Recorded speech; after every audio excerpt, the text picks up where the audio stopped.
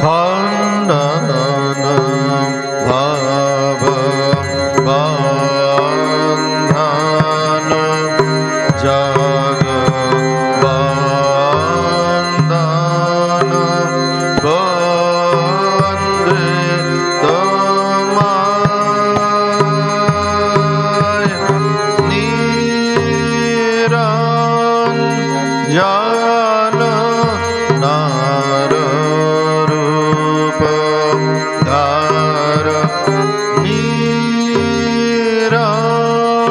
নিরঞ্জন নার রূপ ধার নির্গুণ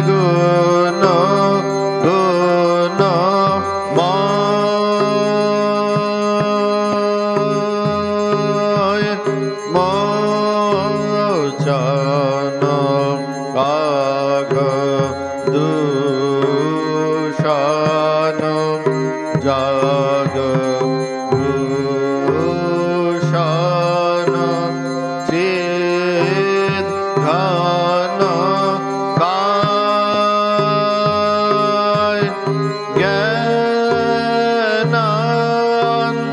জ্ঞানাঞ্জন বিমল নয়ন জ্ঞানাঞ্জন বিমল নয়ন বিখানে মোহ যায়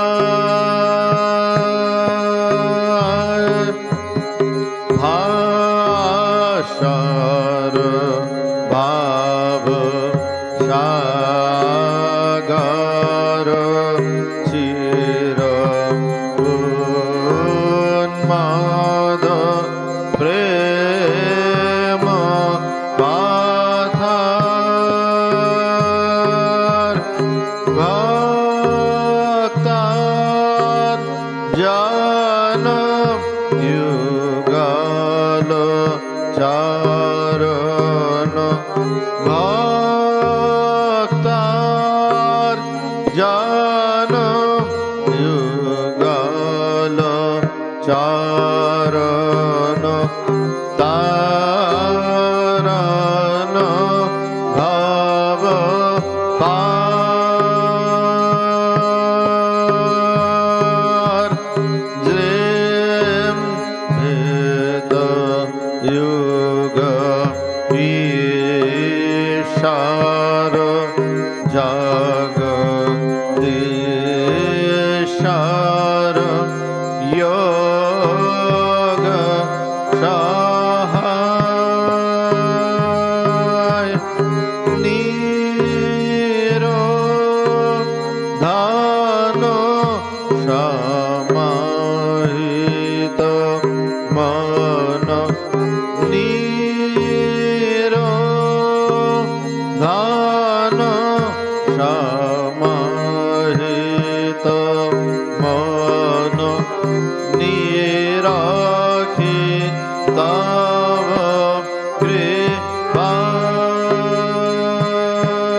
কৃপায় ভঞ্জন দুঃখ গঞ্জন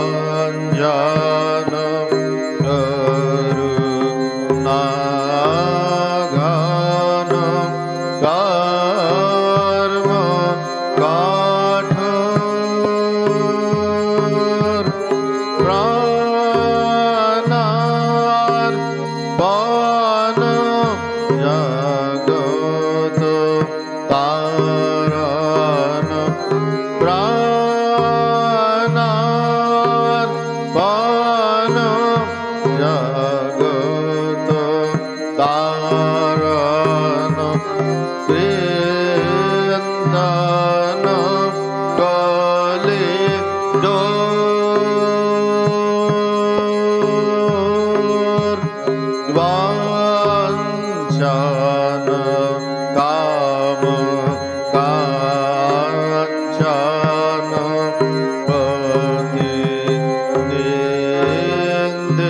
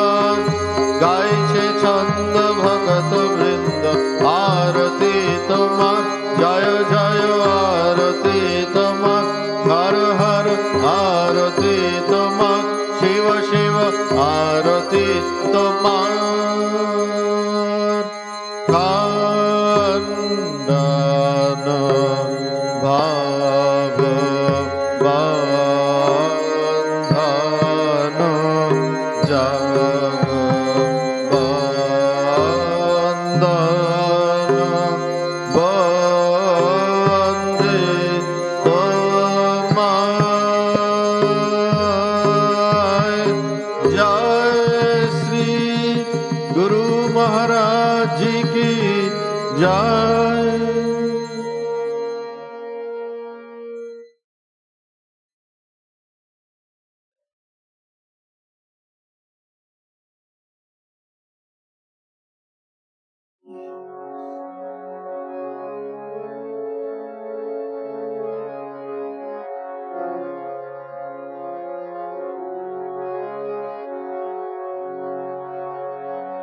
ॐ ह्रीं ऋतं त्वमचलो गुणजित् गुणेभ्यः नक्तं दिवं सकरुणं तव पादपद्मं मोहङ्कषं बहुकृतं न भजे यतोऽहं तस्मात् त्वमेव शरणं मम दीनबन्धो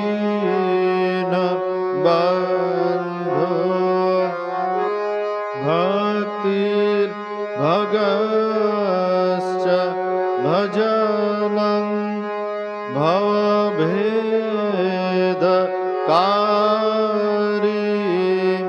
गच्छन्तलं सुविपुलं गमनाय तत्त्वं वक्तृधृतोऽपि हृदये न मे भाति किञ्चित् तस्मात् त्वमेव शरणं मम दीनबन्धो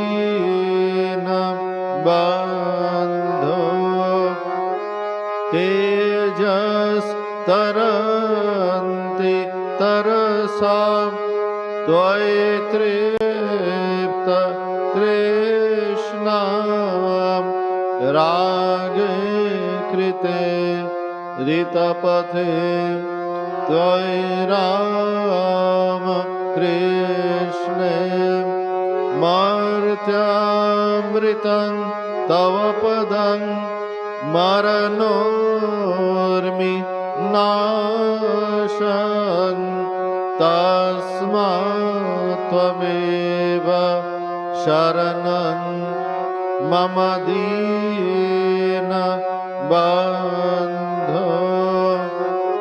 कृत्यं करोति कलुषं कुहकान्तकारी शान्तं शिवं सुविमलं तव नाम नाथ यस्मादहं त्वशरणो जगदेकगम्य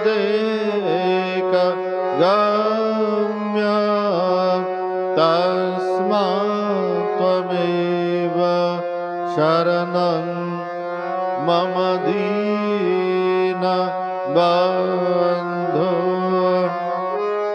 ॐ स्थापकाय च धर्मस्य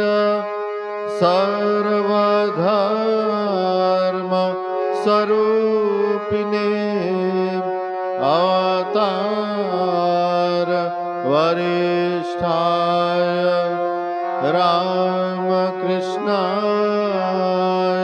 ते नमः। ॐ नमो श्री भगवते रामकृष्णाय नमो नमः। ॐ नमो श्री भगवते रामकृष्णाय नमो नमः। ॐ नमो श्री भगवते रामकृष्णाय नमो नमः।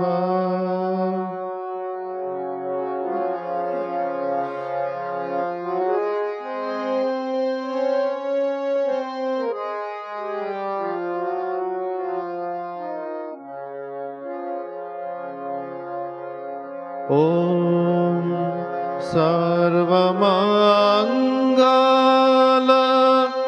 माङ्गल्ये शिवे सर्वार्थ साधिके शरण्ये त्र्यम्बके गौरी नारायणी नमोस्तुते।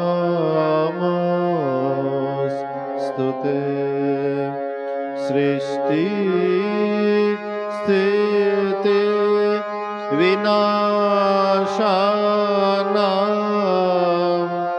शक्ति भूते सनातने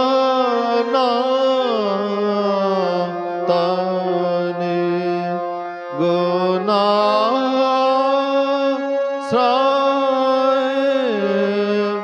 गुणमय नारायणी नमोस्तुते।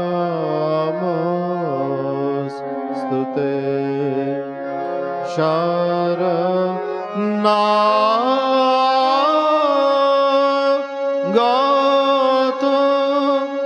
दीनार्त परित्राण परायणे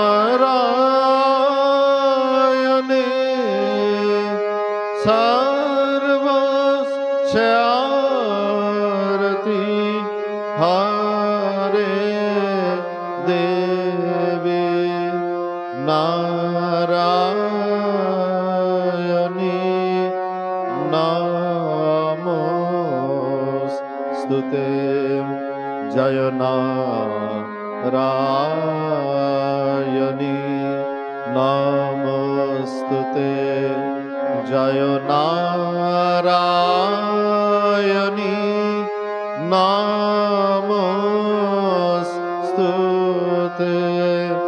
जय नारायणी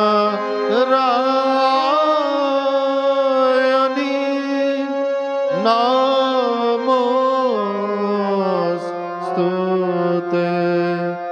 जय नारायणी नमोस्तुते।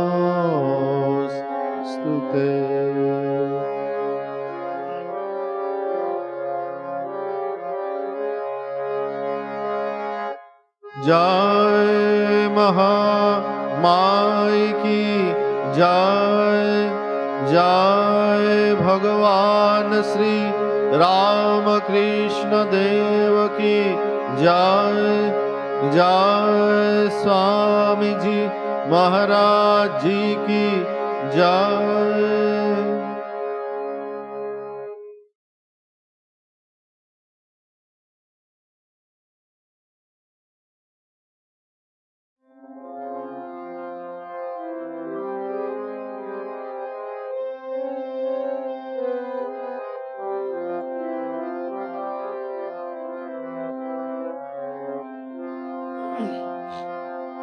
प्रकृतिं परमां अभयाद् वरदां नररूपधरां जनतापहरां शरणागत सेवक तोषकरीं प्रणमामि परां जननीं जगतां गुणहीनसुतान् अपराधयुतान् कृपयाद् समुद्धर मोह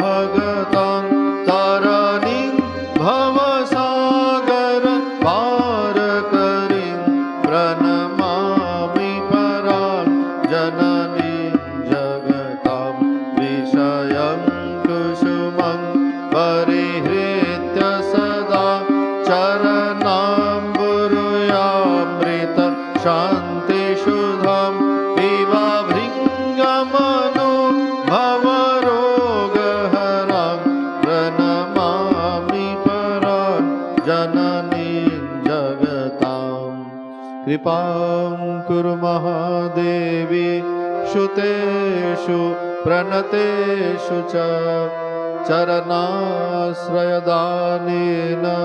कृपामयि नमोऽस्तु ते लज्जापटावृते नित्यं शारदे ज्ञानदायिके पापेभ्यो न सदा रक्ष कृपामयि नमोऽस्तु ते रामकृष्णगतप्राणान् तन्नाम श्रवणप्रियां तद्भावरञ्जिताकारान् प्रणमामि मुहुर्मुहुः पवित्रं चरितं यस्यां पवित्रं जीवनं तथा पवित्रता स्वरूपिण्यै तस्यै दिव्यै नमो नमः देवी प्रसन्नां प्रणतां त्रिहन्त्रीं योगीन्द्रपूजां युगधर्मपात्रीं तां शारदां भक्तिविज्ञानदात्रीं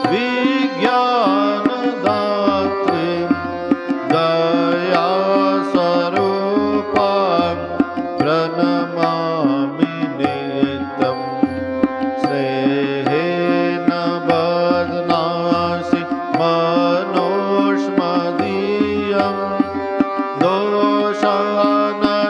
दोषानशेषान् सगुणीकरोषि अहेतुनानो दयाशेषदोषान् स्वाङ्के गृहीत्वा यदिदं विचित्रं प्रसीद मातर् विनयेन याचे नित्यं भव स्नेहवती श्रुतेषु प्रेमैकबिन्दुं चिरदग्धचित्ते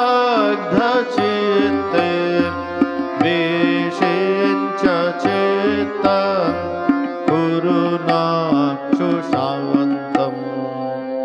जननीं शारदां देवीं रामकृष्णं जगद्गुरुं पादपद्मे तयो श्रित्वा प्रणमामि मुहुर्मुहुः प्रणमामि मुहुर्मुहुः।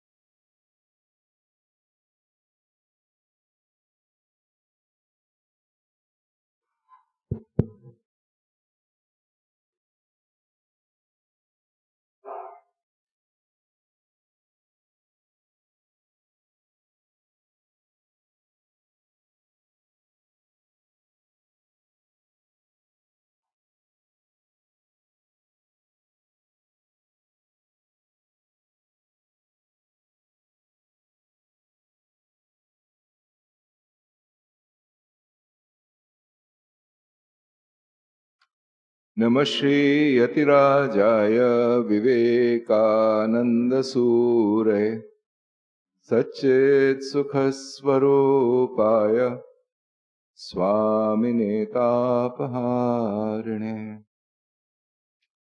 So we had come to the last paragraph of Vivekananda's lecture, God in Everything. And this particular paragraph, and we've mentioned the previous paragraph, these were basically a free translation of essentially all of the Ishavasya Upanishad. In fact, the title of this particular lecture, God in Everything, is essentially supposed to be the first opening mantra of the Ishopanishad, Ishavasyam Idam Sarvam. Yeah?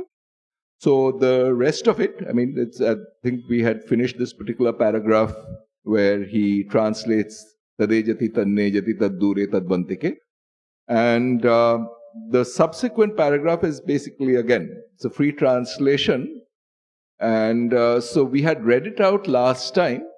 Since it's a free translation, I thought it might be a good idea to go back to the original text of the Ishopanishad. Since this is not really an Upanishad class, we will not talk in very great detail on the Ishopanishad.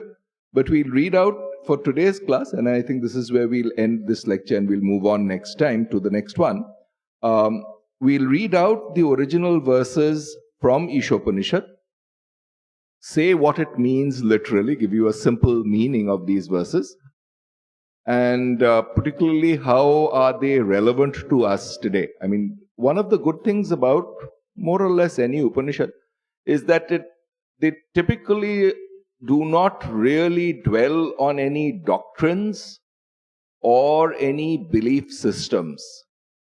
Why? Because, I mean, so for example, I think this is something that those of us who have been going through this Jnana Yoga or who are fond of reading the Upanishads should grasp. It is basically that this is really an enquiry-based pursuit, where the thing that you are after are not doctrines or dogmas, but essentially truths that are products of enquiry. And so if somebody, so for instance, I mean, I think we mentioned this here before, the first sutra of the Brahma Sutra Brahma Sutras, it says, Athato Brahma Jigyasa. Yeah? Jigyasa means Gnatum Ichha, desire to know. Desire to know what? Desire to know the truth. And what is the mechanism?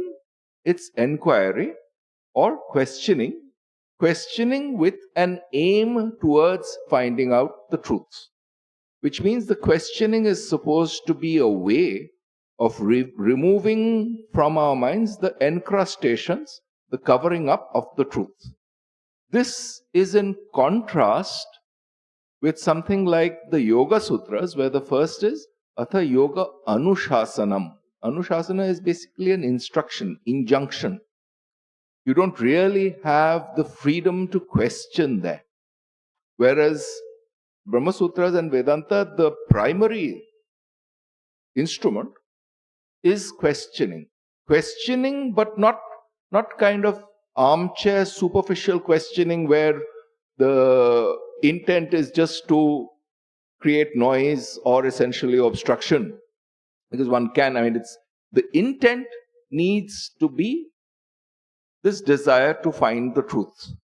And therefore the subjective feeling, if you like, is one of Shraddha, which Shankara in his Kathopanishad Bhashya translates as Shraddha iti astikya buddhi. Astikya does not mean just that belief in something. It means that there's this conviction that there is some truth in this.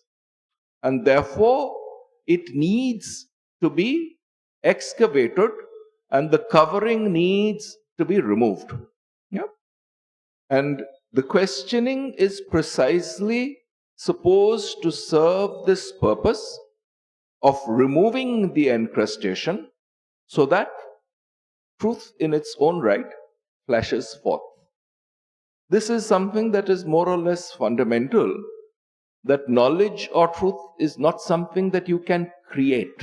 Yeah? It is something that shines forth in its own nature.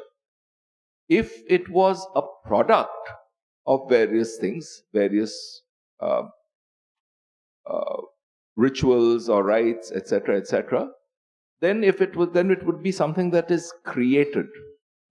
And I think the key point here that is being made in all these Upanishads, all the Brahma Sutras, is that truth is not something we can create. It flashes forth in its own right.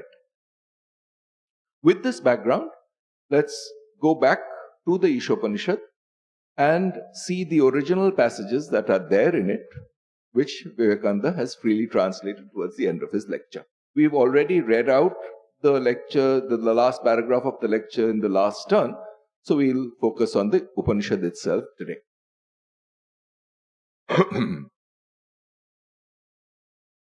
So this is where we had stopped. Tadejati tannejati taddure tadvantike tadantarasya sarvasa tadu sarvasyasya bhahyataha. Okay.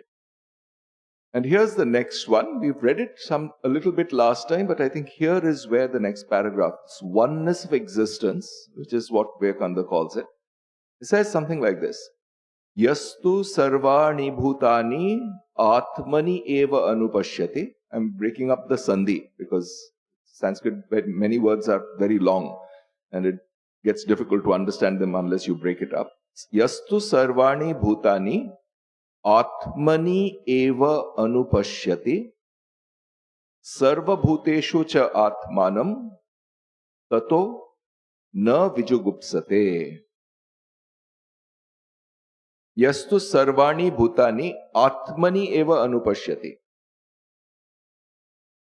Literally it means when one sees all created beings in one's self first, and the next one, so it's seeing all beings in oneself, and two, sarva bhuteshu cha atmanam, oneself in all other beings. What happens when this particular world view arises? Oneself in all beings and all in oneself. What happens? Tato na vijugupsate. Jugupsa has many various meanings. Gup, so it's the same way that this jigyasa, the word jigyasa is from this root gya, to know. Yeah? So desire to know is jigyasa. Gup is to hide. Jugupsa is desire to hide, literally. It can mean one of two things. One is seeing somebody, one wants to hide away from such a person, a kind of a revulsion. Yeah? Or one wants to keep oneself intact and therefore one hides from what one perceives as a threat. So, what happens when one sees oneself in others and others in oneself? This particular form of hatred or fear or anger goes away. Why? Because what one is seeing here says the word again, the word Atman itself is interpreted in different ways in different philosophies, but in Vedanta it just really means what is the essential part of one's own existence. Yeah?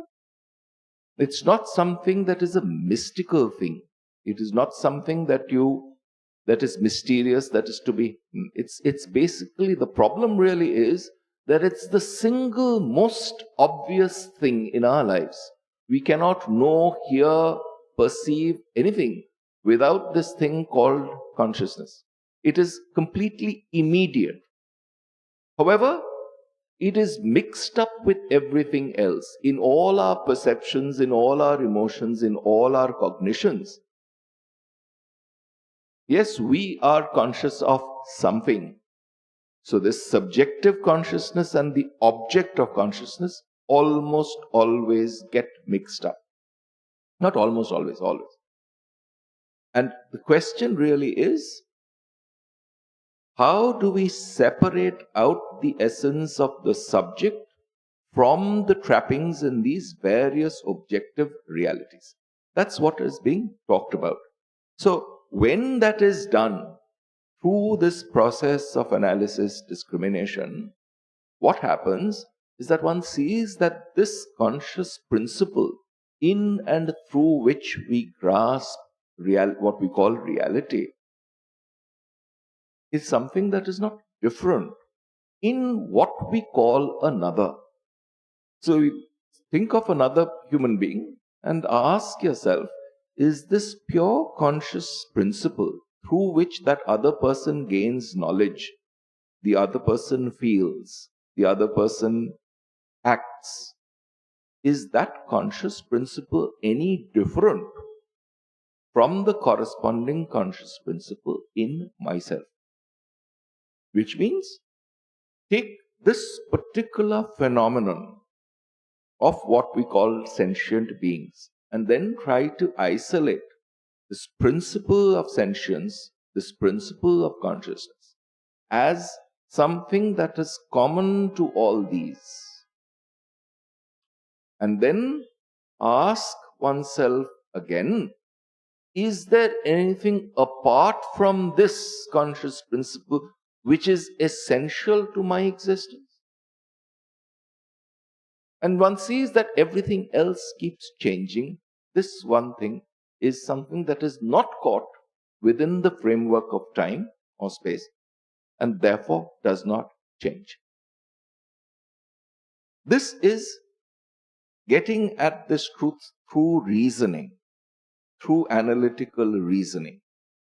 What happens is that we don't feel it with our whole being, which means, yes, I mean, those of us who have been reading Vedanta, or as I've said repeatedly, any kind of Advaita, non-dual school, which means Madhyamaka Buddhism or Kashmir Shaivism as well, these are essentially the non-dualistic philosophies. We grasp this particular thing intellectually because we are familiar with the infrastructure, with the intellectual infrastructure that surrounds it.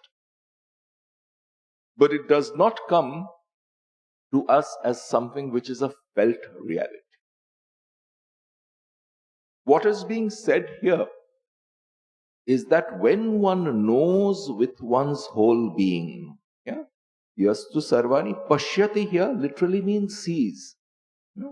But here sees means these faculties, knowing, feeling, willing, which means intellectual knowledge, feeling, level of feeling or refined emotion, and action on the basis. When these three become unified and has this quality that this is a truth not just understood but felt and acted upon, which means it has become completely real.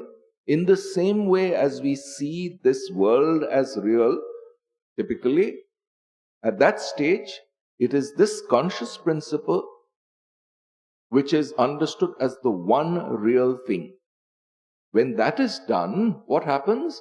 Then that conscious principle is seen in others and in oneself, and in that particular sense, this artificial differentiation between one person and another, between one nation and another, and curiously, though all major organized religions finally build themselves around such core truths, they finally end up very often giving importance to the secondary details and essentially start fighting with each other, trying to say, no, I am superior to you, etc., etc. Why? Because this core fact, this core scientific truth, which was the original objective of any of these, is forgotten. So what happens then is this artificial differentiation goes away. This is the meaning of this particular verse. And the second verse, the next one, this is the 6th verse of the Ishopanishad, and the 7th verse basically says the same thing in slightly different language. Yasmin sarvani bhutani atma eva abhut vijanataha tatra o moha kah shoka ekatvam anupashyata. Yasmin sarvani bhutani. Again, when all created beings, when all beings that have come into existence, Atma eva abhut, which means basically they have been resolved back into their core principle, this conscious principle, and is known as such. Atma eva abhut vijanataha. What happens? It's basically the same state of mind, but it's saying that not only is the essence, that's all that there is. This is all that there really is when we talk about another being. It is this conscious principle, which means everything has become just this consciousness itself. What happens? Tatra ko moha. Where is there any attachment? Ka shoka. Where is there any sorrow? Ekatvam anupashyata. Why? Because one sees this oneness in the conscious principle. This word moha, Shankara defines it as a viveka, which means basically, this particular laptop is mine. So if it is taken away from me, there is some misery. Why? Because it is serving some purpose which, for me, which if it is taken away from me, will not be served. This is a certain sense of inadequacy which forces us to catch hold of these various things and say that, oh, without this thing, I will not exist. What has happened is that this my existence has been made conditional on something that is outside, something that is an object of existence. Who has made this condition? Nobody else. I am responsible for this particular frame of mind. Nobody else is responsible. This particular choice that we have made, and it's important to understand that it's a choice we make at every moment of our existence. Whether we shall outsource our satisfaction or happiness to lie in somebody else's pocket or in the pockets of these various objective things that surround us, that is a choice we are making at every instance. And once it becomes instinctive, we say, oh, it's a habit. How can we live without this, etc., etc.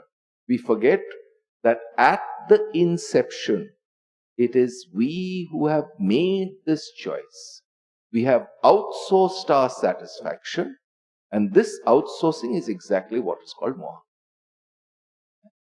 Tatra ko moha. So when one sees this oneness, this particular thing goes away.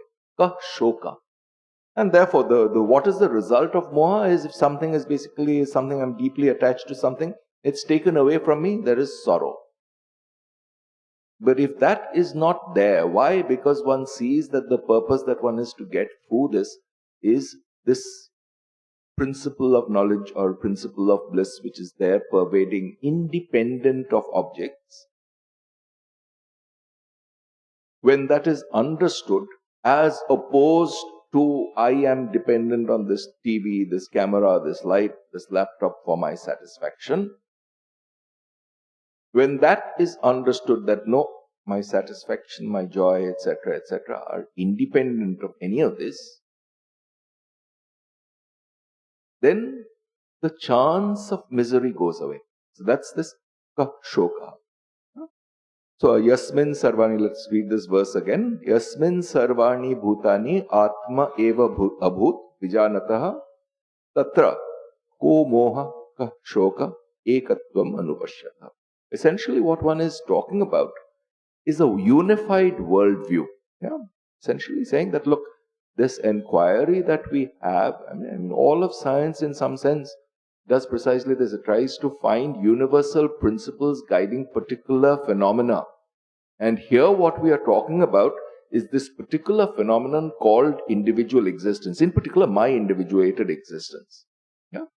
And what one treats in all this Vedanta and these non-dual philosophies, this individual existence is treated as the one phenomenon worth studying as an object of study. And one extracts out of it the universal principle behind that. That is called knowledge. This is what they're talking about here. And now, essentially, what are the qualities? How are we to think of this universal principle? That he goes on into the next verse.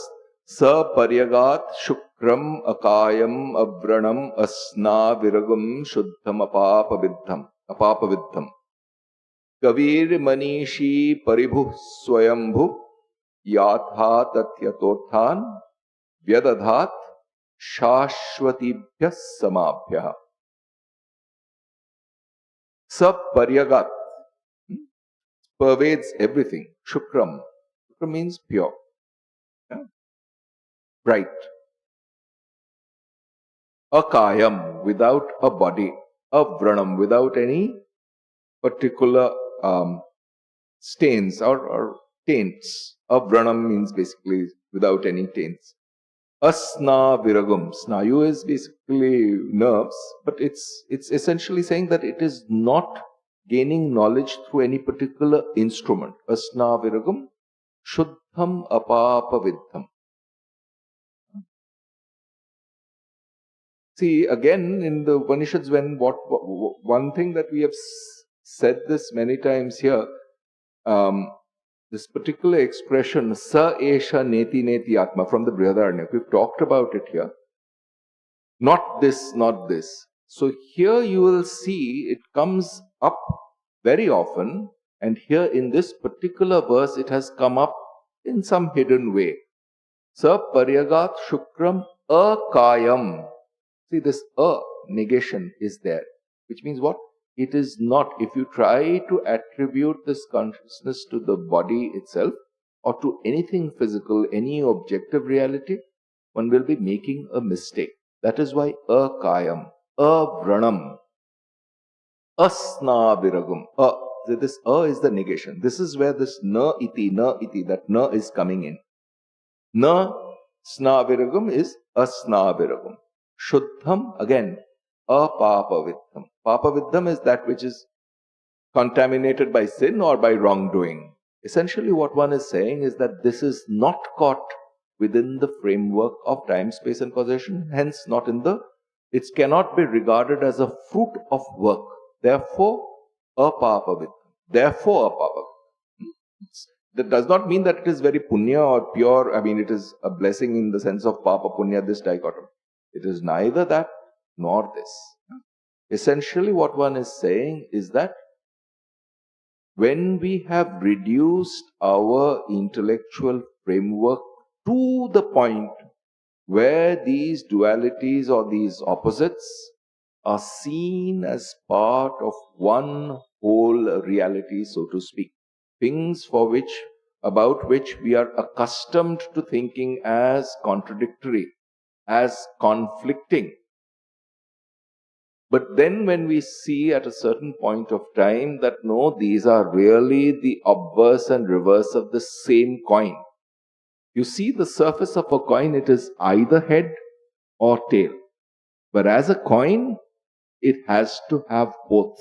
So which means this so-called contradiction between the head and the tail is removed and the coin is seen in its place.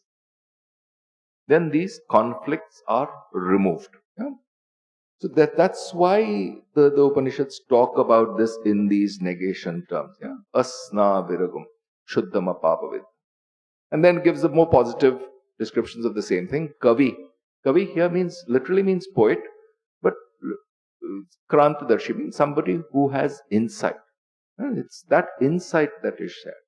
Manisha. So the next word is Manishi. So that means wisdom. Somebody who has capacity to have this penetrating insight.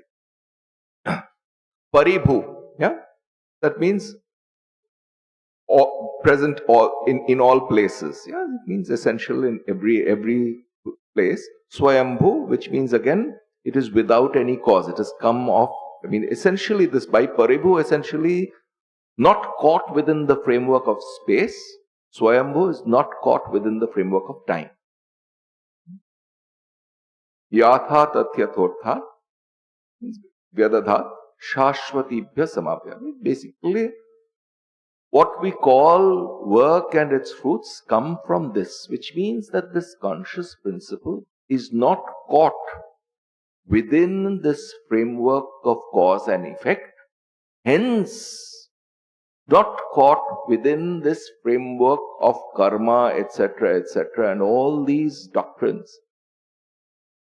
Basically, what one is saying here is that this conscious principle is something from which cause and effect as key ideas.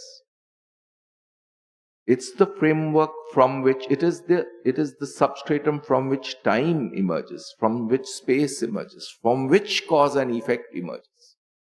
In his Maya lectures, Vivekananda keeps talking about this. Talks of time, space and causation. This framework through which we grasp reality. These are fundamental mental frameworks. And it is this framework, this mental habit of ours, that is called Maya. Yeah? Because without that, we cannot talk about reality. What one is saying here is that the conscious principle is more fundamental. Without it, time does not exist. Without it, space does not exist. Without it, cause and effect does not exist. And therefore, all this doctrine of karma, blah, blah, blah, none of it exists without this conscious principle. So what is the Upanishad trying to tell us to do? Basically saying, don't get caught up in these things and regard them as fundamental. Fundamental reality. If you really are interested in, as you claim, to find what reality really is about in the subjective or the objective sense, then these things are to be regarded as aspects or things which we put on top of this conscious principle and then try to grasp. If we are to grasp reality per se, we have to go beyond these frameworks. That's what is being, what the Upanishad is trying to tell us here. Fine. Alright, so now the goal has been set. Goal has been set as oneness, the essence of everything, and as something which has been done as basically don't get caught up in these limited frameworks. So oneness meaning all, and the other, the transcendent, simultaneously beyond everything. So on the one side, when yastu sarvani bhutani atmaiva bhut vijanata, that is seeing oneself in all, and this last thing that was said was it's beyond all. Yeah. So again, everything and what we casually call nothing or transcendent. Yeah. So these two simultaneously talked about. Well, that's fine. So this is to be known. The goal is set. How are you going to go about doing it? Yeah, fine. So first, grasp it intellectually. I mean, I think Vivekananda talked about in his lecture. Basically, we need to keep on thinking about it, hearing, thinking, and then cogitating and deeply understanding it. Shravan, Manan, and Nidhyasan. Yeah? That's what was talked about. Well, what is the process? Yeah? And here is where the Upanishad gives the hint. What happens if we try to understand these gadgets, these key ideas in a fragmented way? So it's basically trying to warn us that you should not try to catch hold of the transcendent by ignoring completely the immanent, or which means the all, and you should not catch hold of the all by ignoring the transcendent aspect of it. Yeah, these are the next two verses. These are injunctions.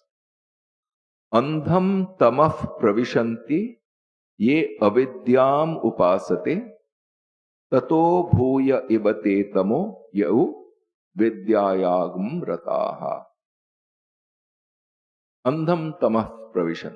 So one enters ignorance, he who worships avidya. Avidya means non-knowing. Yeah? So essentially what one is saying is that if one is looking at the world as it is and thinks that this is all there is and one plunges into it, one gets into ignorance. The other says, the next verse says, but if you claim to be interested in the transcendent and you try to ignore the world completely, then one proceeds into greater darkness. What is the point here? Point being that, look, this is not being talked, this is not for somebody who has actually gained that. See, essentially, if you are looking at the transcendent reality as something that excludes the world, then one is being mistaken, just as if one regards this visible reality as all, one is mistaken. Why? Because in truth, in this non-dual truth, this dichotomy between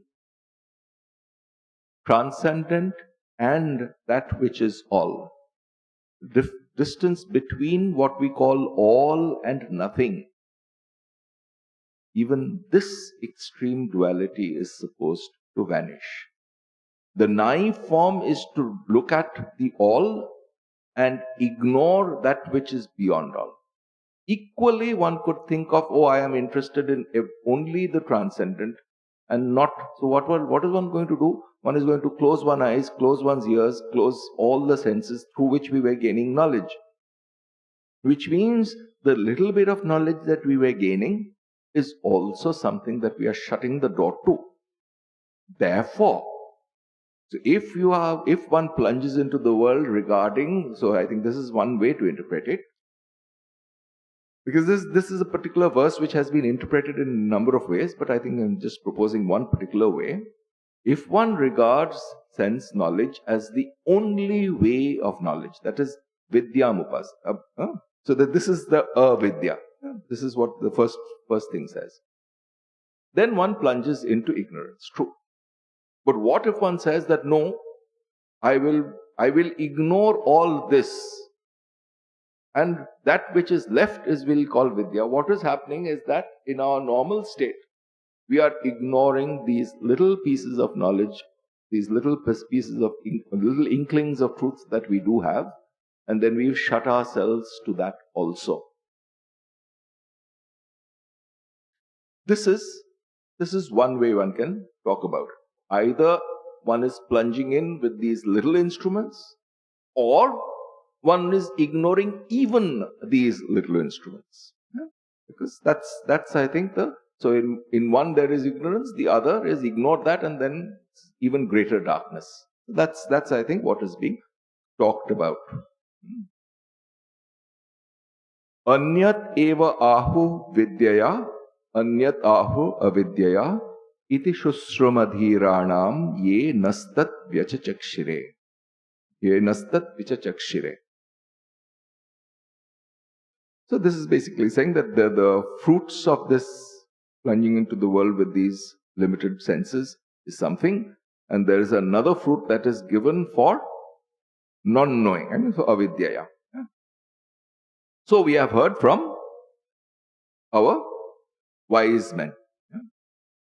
So then what is the way? So it's basically saying that if you try to say that there is this outside and there is this inside, if you plunge completely into the outside, one goes into darkness. If one ignores the outside, plunges completely into what we think of as the inside, we plunge into greater darkness. So what is the way then? Vidyam cha avidyam cha ya tat veda ubhayagam saha.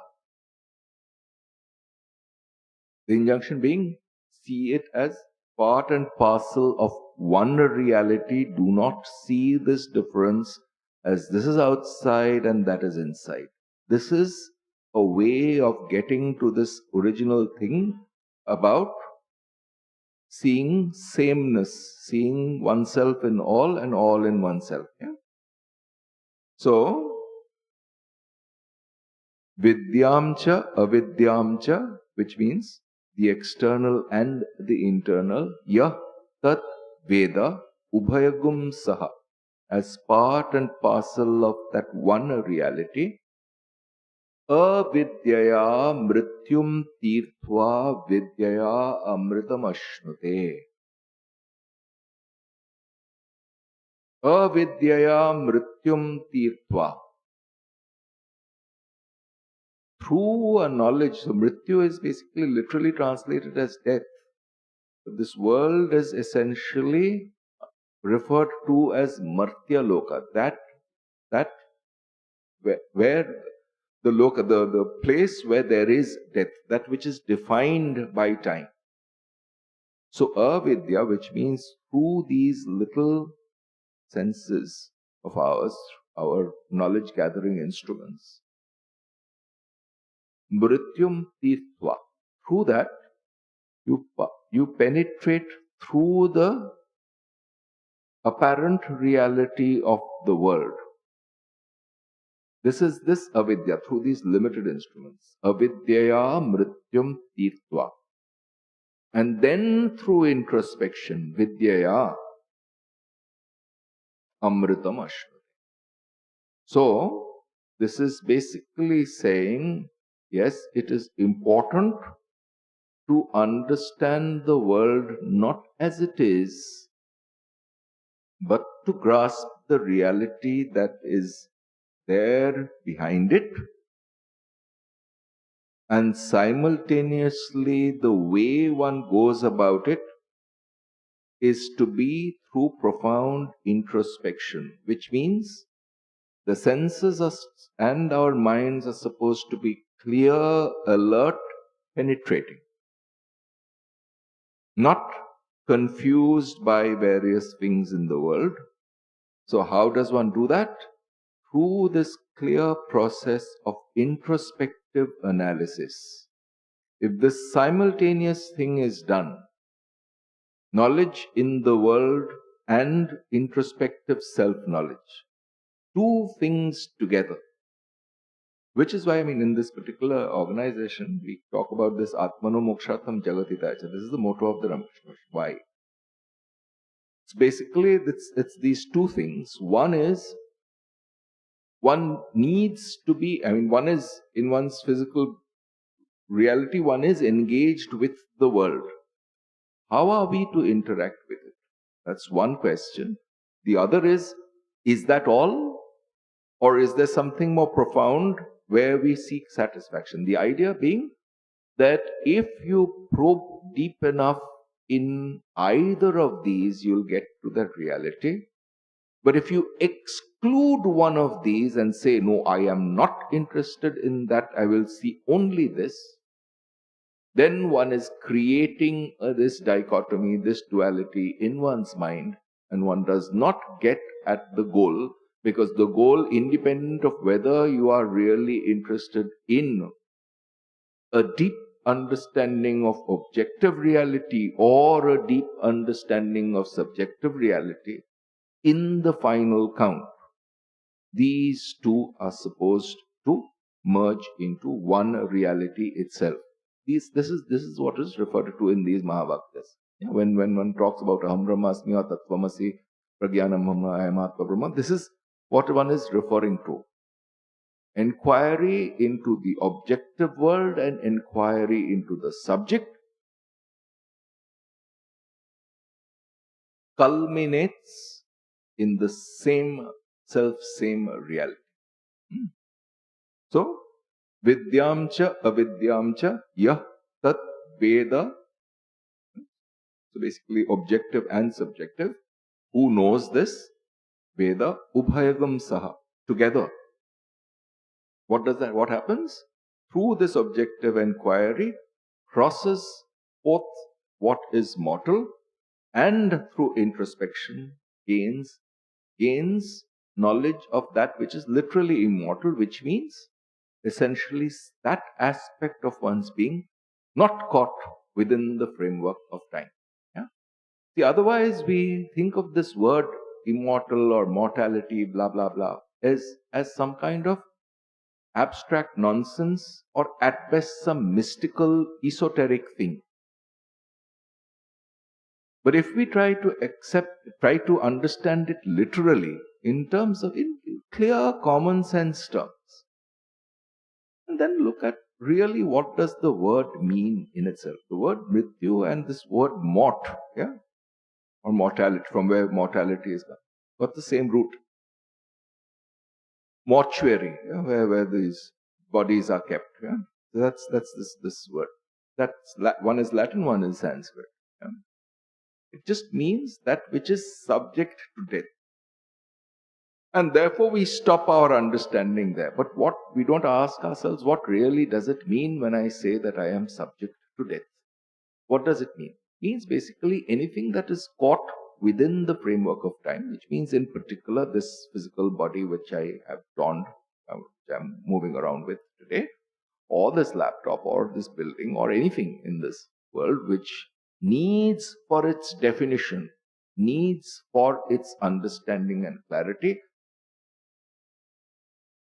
a point in time and a point in space. That which is defined by time has to be destroyed. This is all that is being said. Something that comes into being within the framework of time must also vanish in time. This is all that is being said. Why? Because almost tautologically its existence presupposes this temporal framework. Without time, if something is cannot be defined precisely, then that object is mortal. And therefore, what is being said here? When you have seen oneness, you have de-recognized the limiting boundaries of time and space and causation. If one has seen one's essential aspect as something that is beyond time, from which time springs forth, psychologically and logically, ontologically, then one has identified that, and therefore one has gone beyond the domain of time, which is exactly what is called immortal, literally. Not in some esoteric, mystical sense, but literally in terms of what the word exactly means. And then this kind of dichotomy of the external and the internal is again taken up in a slightly different sense. Andham tamah pravishanti ye asambhutim upasate. Tato bhuya evate tamo yau sambhutyagam rataha. Yeah? So here it's basically that which is unborn. Yeah? We keep talking about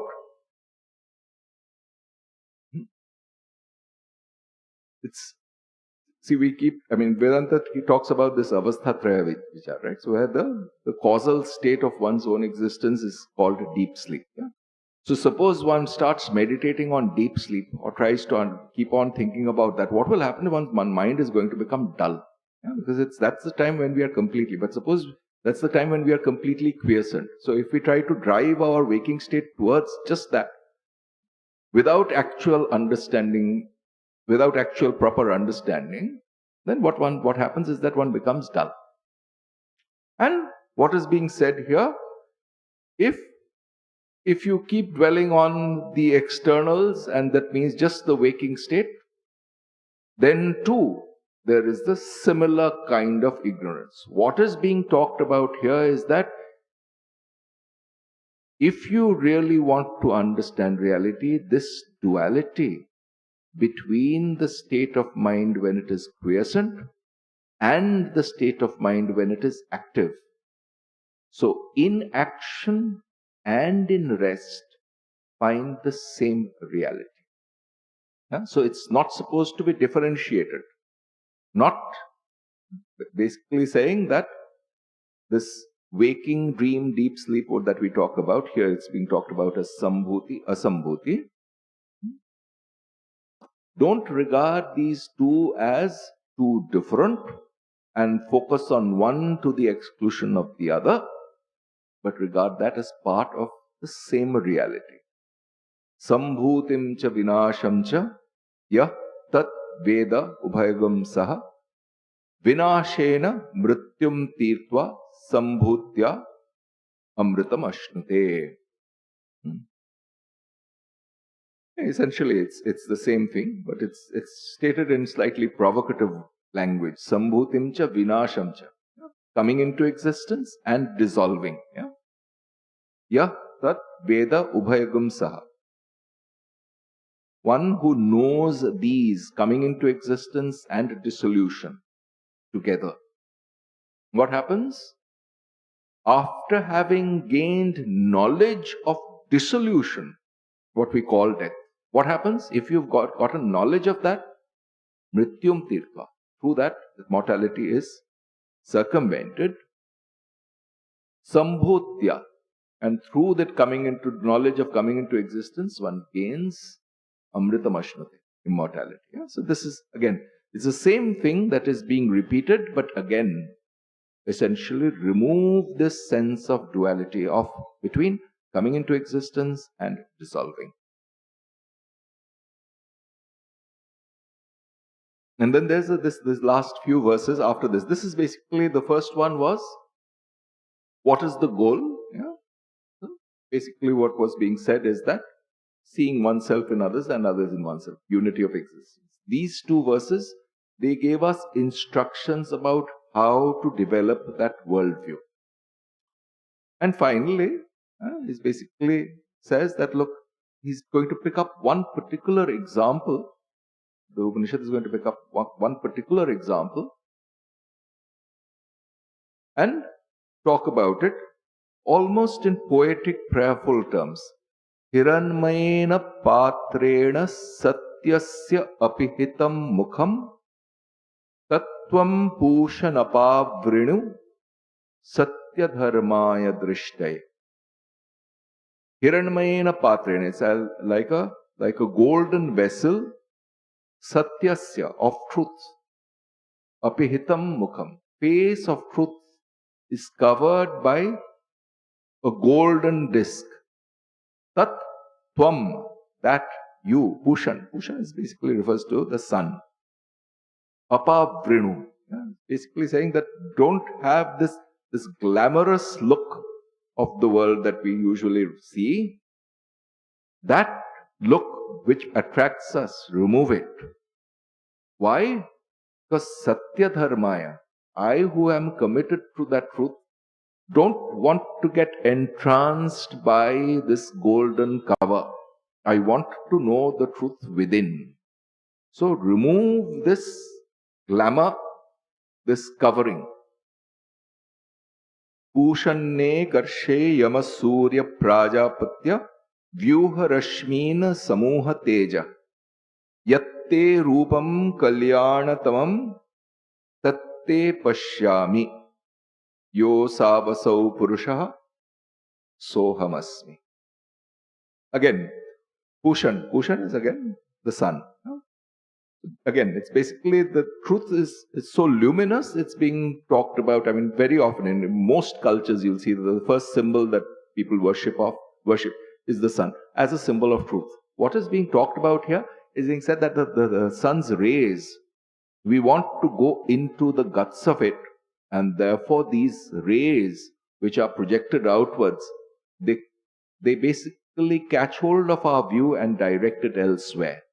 So it's all like it's being worded as a prayer. Basically control these outward projecting methods so that I can get to the core of what I am calling this external sun. Why? Because that which is essential in the sun is the same as me. Yah sa asau purusha, that which is real in that sun is the same as the one and me. Soham asmi. So this is, and it's basically, let me just go back because I think we have covered quite a bit, and let's go back because this last thing is where Vivekananda finishes it. Thou sun, and I'm coming back to Vivekananda's God in Everything, the last couple of lines, and he's put it in quotes. Thou sun who hast covered the truth with thy golden disk Do thou remove the veil, so that I may see the truth that is within thee. I have known the truth that is within thee. I have known what is the real meaning of thy rays and thy glory, and have seen that which shines in thee. The truth in thee I see, and that which is within thee is within me, and I am that. So here it's basically the first, he said, the first says oneness being the goal. Second, a warning about not to bifurcate reality into two pieces, but unify. And here it is this aspiration for unity which is being cast in this one verse, Yo Savasau Purusha Soham Asmi. And that which is in this object of contemplation, object of knowledge, which we call the sun, is the same as the reality in oneself, which means this objective inquiry and the subjective inquiry culminating at the same point. So it's basically three phases. First, goal. Second, practice. Third, culmination. So that is what is being said. So in the next one, we shall move on to the next. Om Shanti Shanti Shanti Hari Om Tat Sat Sri Ramakrishna Arpanamastu.